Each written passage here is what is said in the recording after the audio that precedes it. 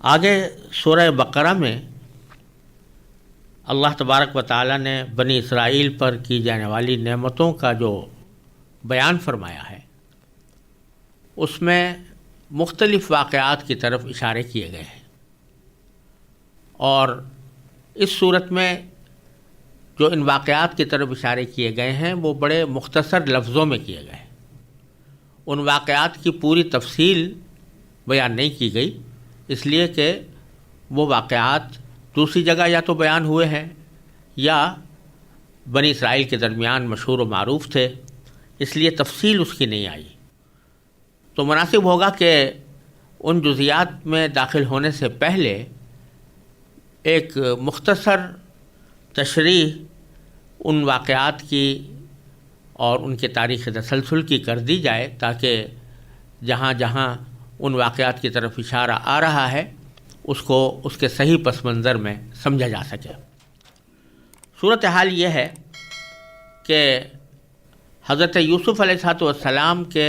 زمانے سے بنو اسرائیل اپنے اصل وطن یعنی فلسطین سے مصر کی طرف منتقل ہو گئے تھے، اور شروع میں چونکہ حضرت یوسف علیہ السلام ہی کی ایک طرح سے حکومت قائم تھی، لہذا وہ بڑی خوشحال زندگی وہاں پر گزارتے رہے۔ لیکن رفتہ رفتہ حضرت یوسف علیہ السلام کی وفات کے بعد پھر حکومتیں مختلف فرعونوں کی طرف منتقل ہوتی چلی گئیں، اور بنی اسرائیل چونکہ وہاں پر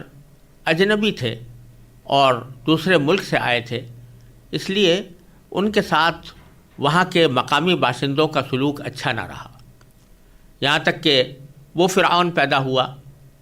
جو حضرت موسیٰ علیہ السلام کے زمانے میں تھا۔ اس فرعون نے بنی اسرائیل کے اوپر ظلم و ستم کا سلسلہ زیادہ شدید کر دیا، اور جس کی وجہ یہ بیان کی جاتی ہے کہ کسی نجومی نے اس فرعون کے سامنے یہ پیشین گوئی کی تھی کہ تمہاری حکومت کا خاتمہ بنی اسرائیل کے کسی فرد کے ذریعے ہوگا۔ جب اس کو اس پیشین گوئی پر یقین آیا تو اس نے یہ حکم جاری کر دیا کہ بنی اسرائیل میں جو بھی کوئی بچہ پیدا ہو اس کو قتل کر دیا جائے، اور لڑکی اگر پیدا ہو تو اس کو زندہ رکھا جائے، کیونکہ پیشین گوئی میں لڑکی کا ذکر نہیں تھا بلکہ لڑکے کا ذکر تھا، اور لڑکیوں سے خدمت لینے کا فائدہ اٹھایا جا سکتا تھا۔ اس واسطے انہوں نے یہ حکم جاری کیا کہ لڑکوں کو قتل کیا جائے اور لڑکیوں کو زندہ رکھا جائے۔ اللہ تبارک و تعالیٰ کا کرنا ایسا ہوا کہ حضرت موسیٰ علیہ السلام جب پیدا ہوئے تو ان کی والدہ نے فرعون کے اس ظلم سے بچانے کے لیے ان کو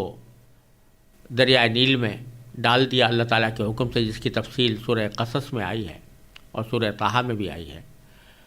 تو وہ حضرت موسیٰ علیہ السلام کا تابوت جس میں وہ رکھے گئے تھے وہ رفتہ رفتہ فرعون کے محل میں پہنچا، اور فرعون نے اس کو بھی قتل کرنا چاہا، لیکن اس کی بیوی نے اس کو روکا اور کہا کہ اس کو ہم اپنا بیٹا بنا لیں گے۔ حضرت موسیٰ علیہ السلام اس طرح پلے بڑھے اور جوان ہوئے، یہاں تک کہ اللہ تبارک و تعالیٰ نے ان کو پیغمبر بنایا، جس کی پوری تفصیل انشاءاللہ سورہ قصص وغیرہ میں آئے گی۔ پیغمبر بننے کے بعد حضرت موسیٰ علیہ السلام نے فرعون کو دعوت دی کہ وہ اسلام قبول کرے اور حضرت موسیٰ علیہ السلام پر ایمان لائے، اور بنی اسرائیل پر جو ظلم و ستم اس نے ڈھایا ہوا ہے اس سے ان کو نجات دے کر ان کو اپنے اصل وطن فلسطین میں جانے کی اجازت دے دے۔ لیکن فرعون اس کو نہ مانا، اور بالآخر اللہ تبارک و تعالیٰ نے فرعون کو غرق کر دیا، اور بنی اسرائیل بحر احمر کو عبور کر کے صحرائے سینا میں داخل ہو گئے۔ جب وہاں داخل ہوئے تو چونکہ صحرائے سینا میں تھے، پانی نہیں تھا، تو اللہ تبارک و تعالیٰ کے حکم سے معجزاتی طور پر پتھروں سے پانی پیدا کیا گیا، جس کی تفصیل سورہ بقرہ میں آنے والی ہے۔ اور پھر یہ ہوا کہ بنی اسرائیل کو اللہ تبارک و تعالیٰ نے یہ حکم دیا کہ اب تمہیں حضرت موسیٰ علیہ السلام کی سرپرستی حاصل ہے، تو اس سرپرستی سے فائدہ اٹھاتے ہوئے تم فلسطین کے اوپر جا کر حملہ کرو اور اس فلسطین کو اپنے قبضے میں لاؤ جو اس وقت ایک دوسری قوم عمالقہ کے تسلط میں ہے، اور جہاد کر کے اس کو اپنے لیے حاصل کرو۔ لیکن چونکہ عمالقہ کی قوم جو فلسطین پر قابض تھی وہ بڑی قداور تھی اور بہت مضبوط سمجھی جاتی تھی، تو بنی اسرائیل نے اس حکم کو ماننے سے انکار کر دیا اور کہا کہ ہم اتنی بڑی طاقت والی قوم سے جا کر لڑ نہیں سکتے۔ چونکہ انہوں نے یہ نافرمانی کی تو اللہ تبارک و تعالیٰ نے ان کو یہ حکم دیا کہ اس نافرمانی کے نتیجے میں وہ اسی صحرائے سینا میں مدت دراز تک گھومتے پھرتے رہیں گے اور ان کو یہاں سے نکلنا نصیب نہیں ہوگا۔ یہ اگرچہ ان کے اوپر سزا جاری کی گئی، لیکن حضرت موسیٰ علیہ السلام کی برکت سے اور اس بنا پر کہ اللہ تبارک و تعالیٰ بنی اسرائیل کو نوازنا چاہتے تھے، اس صحرائے سینا کی جلا وطنی کہہ لیجئے یا اس کی آوارہ گردی کہہ لیجئے، اس دوران بھی اللہ تبارک و تعالیٰ نے ان کو اپنی مختلف نعمتوں سے نوازا۔ ان کی بھوک کا علاج یہ کیا کہ من و سلوہ نازل کیا، اور من و سلوہ یہ تھا کہ بٹیریں ان کے پاس ہر وقت موجود رہتی تھیں جس کو وہ کھا کر اپنی بھوک مٹا سکتے تھے۔ نیز وہاں پر کوئی ایسی پیداوار اللہ تعالیٰ نے پیدا فرما دی تھی جو ان کی بھوک کا مداوع کرتی تھی۔ اسی دوران اللہ تبارک و تعالیٰ نے ان کو یہ بھی حکم دیا کہ اب ہم تمہارے اوپر ایک کتاب نازل کرنے والے ہیں۔ وہ کتاب ایسی ہوگی جس میں تمہاری زندگی کے لیے احکام ہوں گے، اور اس کو حاصل کرنے کے لیے حضرت موسیٰ علیہ السلام کو یہ حکم دیا کہ وہ کوہ طور پر آ کر اعتکاف فرمائیں۔ چنانچہ حضرت موسیٰ علیہ السلام نے جا کر کوہ طور پر اعتکاف کیا، اور وہاں پر اللہ تبارک و تعالیٰ نے ان کو تورات عطا فرمائی جو آسمانی کتاب تھی اور جس میں بنی اسرائیل کے لیے زندگی گزارنے کے طریقے بیان ہوئے تھے۔ جب حضرت موسیٰ علیہ السلام اس مقصد کے تحت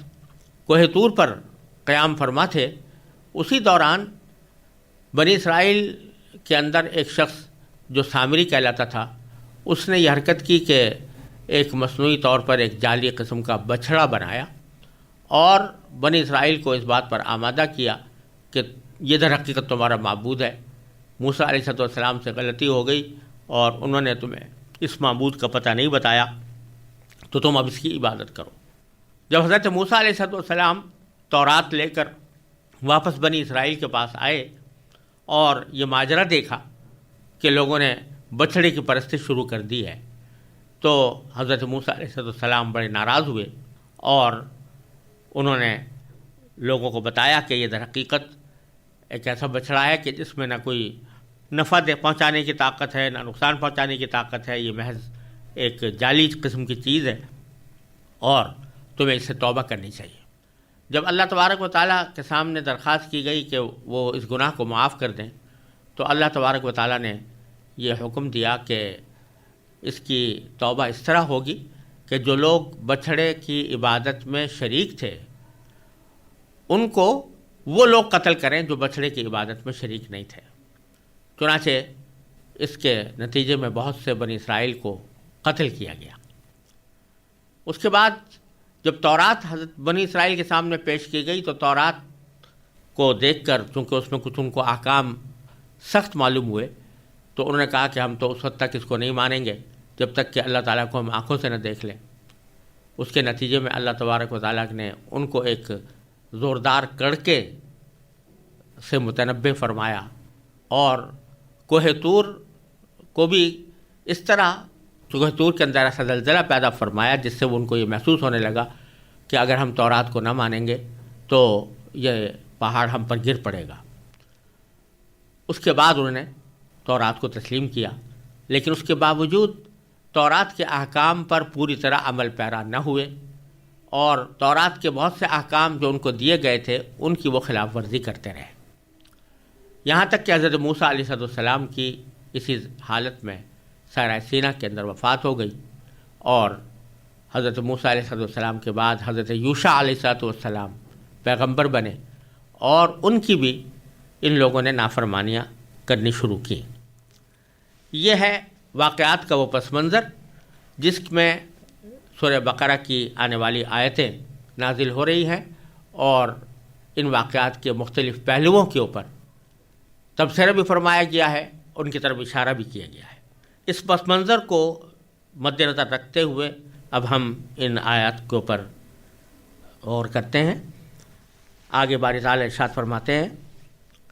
وَإِذْ نَجَّيْنَاكُم مِّنْ آلِ فِرْعَوْنَ يَسُومُونَكُمْ سُوءَ الْعَذَابِ يُذَبِّحُونَ أَبْنَاءَكُمْ وَيَسْتَحْيُونَ نِسَاءَكُمْ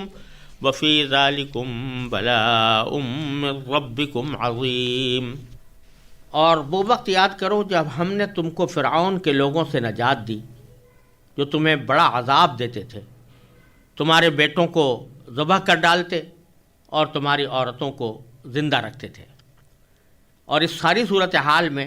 تمہارے پروردگار کی طرف سے تمہارا بڑا امتحان تھا۔ اس آیت میں اللہ تبارک و تعالی نے اس واقعے کی طرف اشارہ فرمایا ہے کہ جس کا ذکر میں نے خلاصے کے طور پر پہلے کیا کہ فرعون نے بنی اسرائیل کے تمام مذکر بیٹوں کو ذبح کرنے کا حکم دیا تھا، اس خطرے سے کہ کہیں ان میں سے کوئی ایسا نہ ہو جو میری سلطنت کو تباہ کر دے۔ البتہ عورتوں کو وہ ضرور زندہ رکھتے تھے تاکہ ان سے خدمت لی جا سکے۔ اللہ تبارک و تعالیٰ اس واقعے کا ذکر کر کے فرما رہے ہیں کہ دیکھو تمہارے لیے کتنی بڑی مصیبت تھی کہ تمہاری اولاد جو بھی پیدا ہوتی اسے قتل کر دیا جاتا تھا، لیکن اللہ تبارک و تعالیٰ نے ایسا انتظام فرمایا کہ تم اس مصیبت سے نجات پا گئے۔